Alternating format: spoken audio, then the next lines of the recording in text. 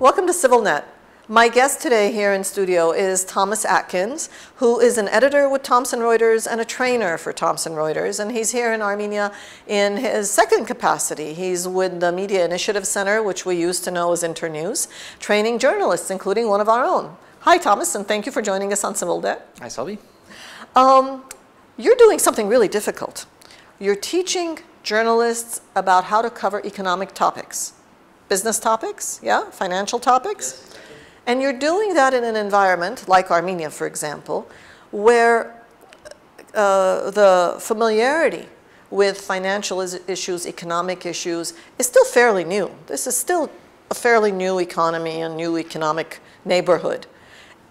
Do you find it hard because that experience really isn't part of our psyche? You know, we don't have time deposits at home. My father doesn't talk about how he's going to refinance the house so that he can send me to college. All of that doesn't exist. Well, financial literacy is something that's generally lacking everywhere. In that regard, Armenia is not special. And I think it does have a long way to go, but it's in good company in that regard in terms of developing the financial literacy of the people, but also of all the stakeholders, including policymakers, people at the bourse, bankers. Anybody with a stake in the Armenian economy needs to understand that as the stakes increase, as the need for financial literacy, and especially as the pension fund becomes more of a public entity, or a public entity in 2014, this will, I think, provide both financial journalists as well as policymakers, anybody involved in civil society with an excellent target for developing the level of financial literacy amongst everybody, all the stakeholders. And I put journalists at the forefront there, because you're charged with elaborating what's going on and translating that in a way that makes it important to the common person. You know, if it's obviously a fact, a truism, that journalists really need to know a little bit about what they're writing about before they write it, it seems to me that's even more true in matters of economics and finances. And I don't know that our journalists get that kind of training or have that kind of training. Have you found that to be different? This is all, I think in this regard, Armenia is quite typical. It still has a long way to go, but there are definitely very intelligent journalists here. There are also very intelligent financial market participants. Sometimes the spheres overlap, sometimes they don't. And I think the goal, however, is to train journalists in a way that they can articulate economic phenomena in a way that makes it relevant and tangible and palpable, real, and actionable for common people.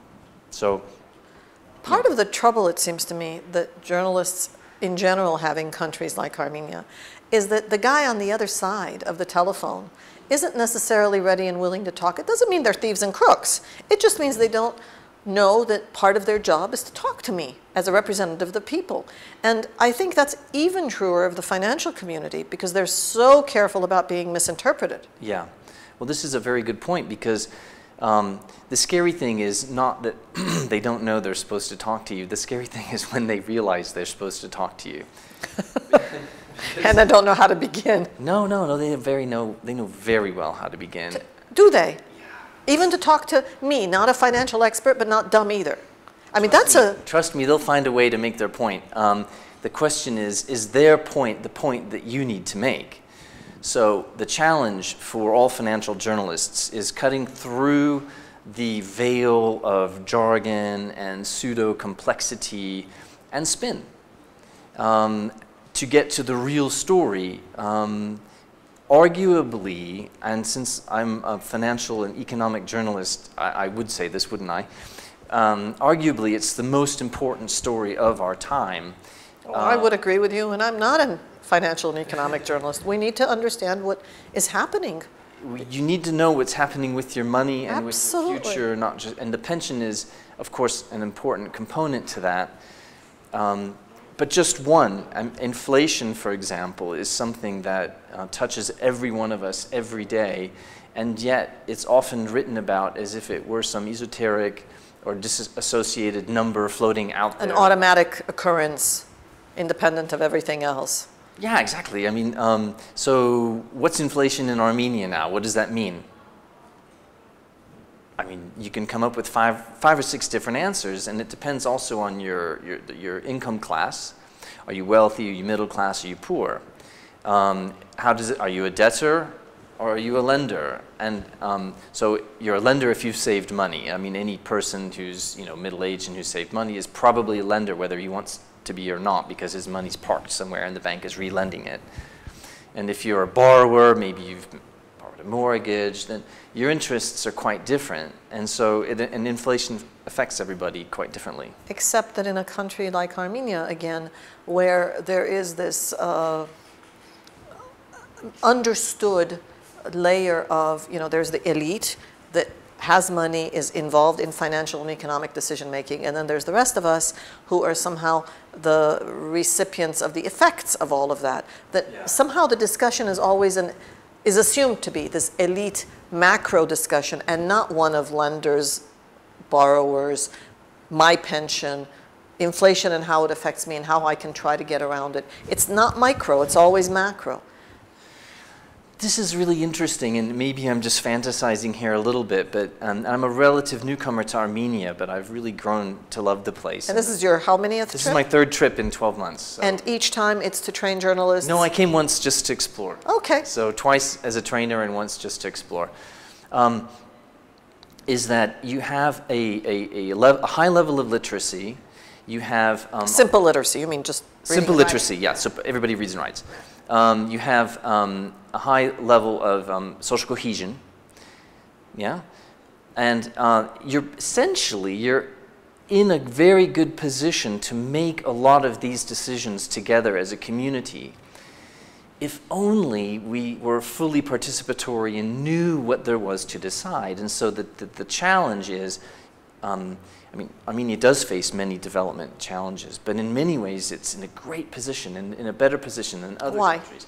Well, again, because of the social cohesion, yeah, and because of the level of literacy. So if the journalists and if the policymakers would articulate what is at stake, what are my choices, in a clear way, then you have an ideal set of conditions in place for people to participate in those decisions as a community, as one community.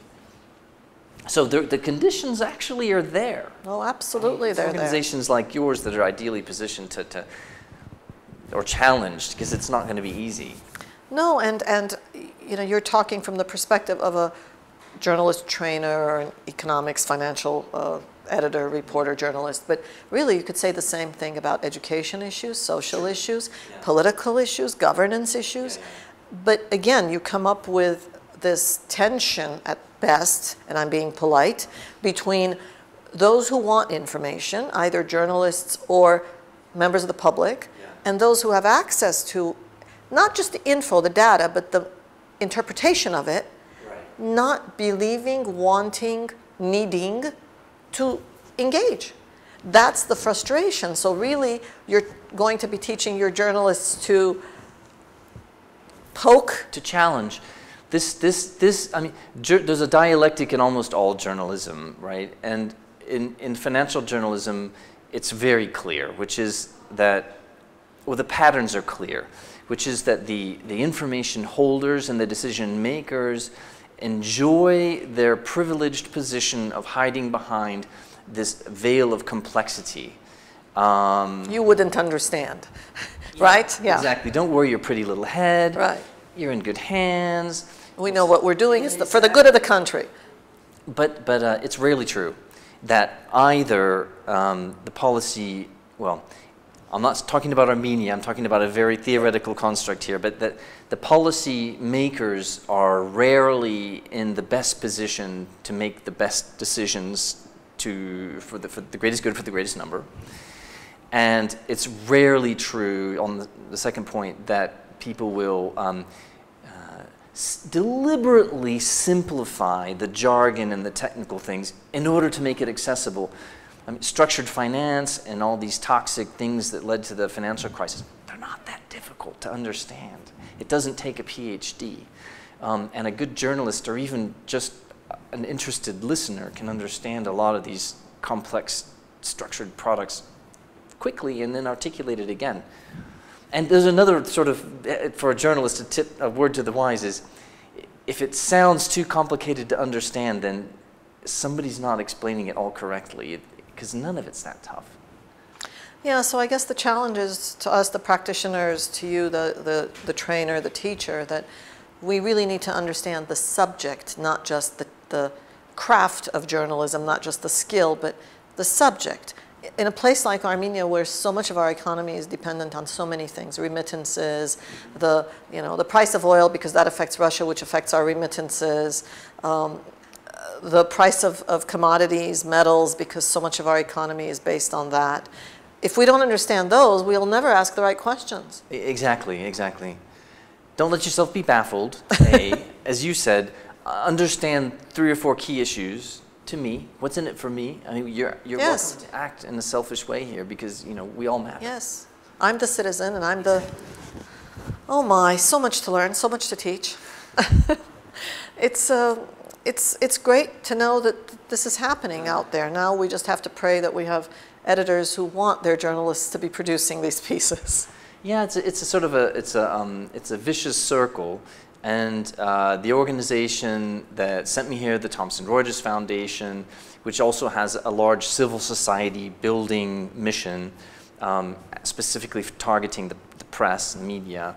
Also believes that we need to cut through the veil of jargon and complexity and give people a say in their own futures by training journalists how to address these issues. Amen to that. That's what we try to do here at CivilNet. Yeah. Thanks for coming. My pleasure. Thank you, Salpi. We've been speaking with Thomas Atkins, who is an editor at Thomson Reuters and a trainer at Thomson Reuters. He's here in Armenia at the invitation of the Media Initiative Center to train our journalists in being better economic and financial journalists. Thank you for following us on CivilNet.